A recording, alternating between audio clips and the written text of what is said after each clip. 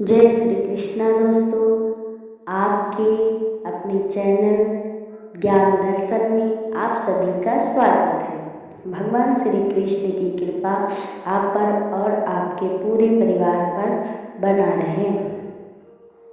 इस वीडियो में हम आपसे बात करेंगे कि भगवान सूर्य को जल किस प्रकार देना चाहिए, किस समय देना चाहिए और अर्घ्य देते समय आखिर कौन कौन सी सावधानियां रखनी चाहिए, सूर्य की कितनी परिक्रमा करनी चाहिए, अर्घ्य देते समय किन बातों का विशेष कर ध्यान रखना चाहिए, कौन से रंग के कपड़े पहनने चाहिए और किस मंत्र को बोलना चाहिए, ये सभी बातें हम इस वीडियो में आप सभी के साथ शेयर करेंगे। तो दोस्तों, इस वीडियो को पूरा ज़रूर देखें क्योंकि भगवान सूर्य की पूजा का हमारे शास्त्रों में बहुत ही अधिक महत्व है। सबसे पहले जानते हैं कि भगवान सूर्य को जल क्यों देना जरूरी है, इसके क्या फ़ायदे हैं। दोस्तों, हमारे सनातन धर्म में जो पंचदेव हैं उनकी पूजा का विधान बताया गया है।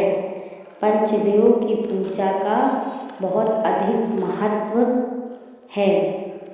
हमें अपने पंचदेव का स्मरण करना चाहिए। पंचदेव कौन कौन हैं सुनो। भगवान गणेश जी, भगवान विष्णु जी, भगवान शिव जी, भगवती माता दुर्गा जी और भगवान सूर्यदेव जी, ये 5 देवता हैं जिनकी पूजा का विधान हमारे शास्त्रों में बताया गया है।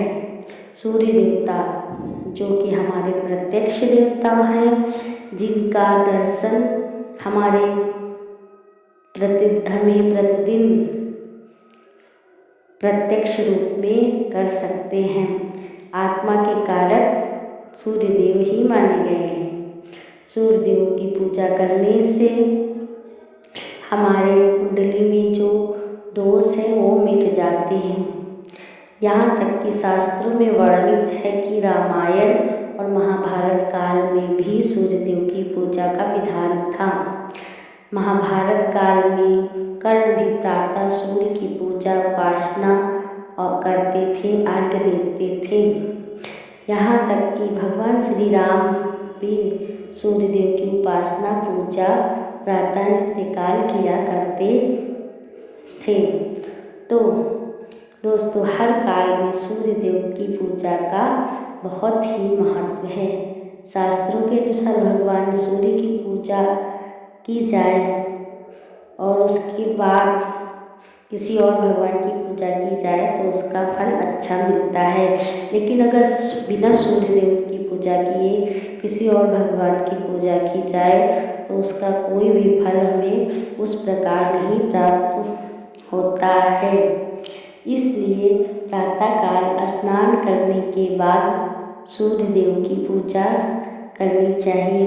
अब भगवान सूर्यदेव की पूजा कैसे की जाती है, अर्घ्य कैसे देना चाहिए। हम भगवान सूर्यदेव को जल देकर उनके मंत्रों का उच्चारण करके आदित्य हृदय स्तोत्र का पाठ करके हम उनकी पूजा करते हैं, उनको प्रसन्न करते हैं। दोस्तों, शास्त्रों में बताया गया है कि घर में किसी प्रकार का सूतक लगा हो, अर्थात किसी बच्चे का जन्म हुआ हो या किसी की मृत्यु हुई हो, तो ऐसे में हमें मानसिक सूर्य पूजा करने की अनुमति है तथा किसी अन्य देवता की पूजा का विधान नहीं है।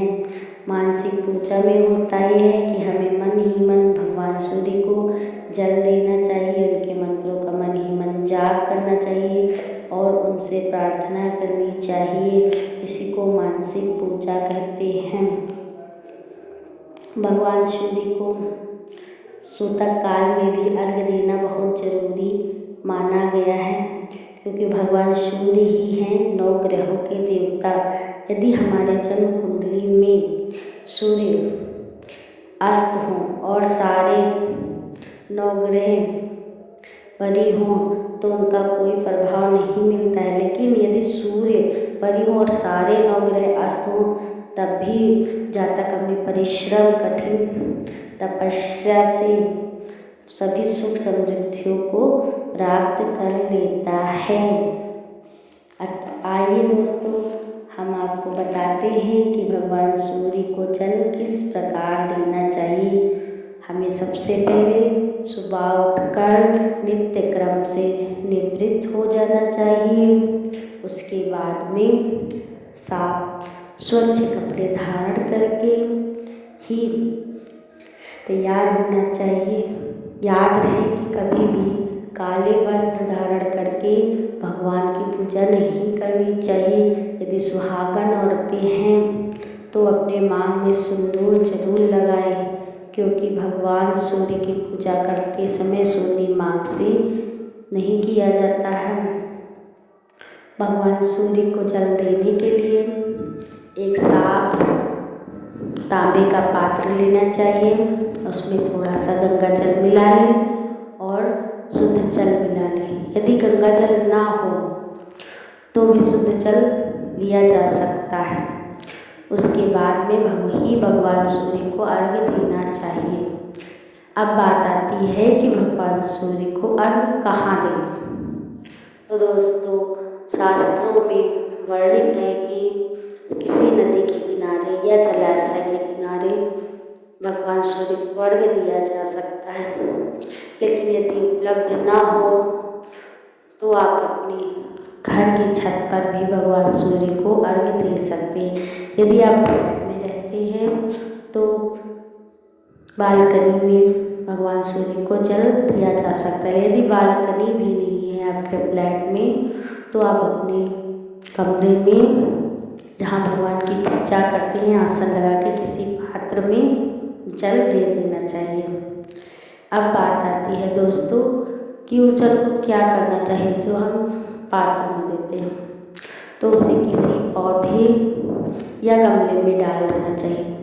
लेकिन याद रहे कि तुलसी में कभी भी सूर्य के अर्घ्य दिए हुए जल को नहीं डालना चाहिए, या तुलसी के गमले में कभी सूर्य को अर्घ्य नहीं देना चाहिए।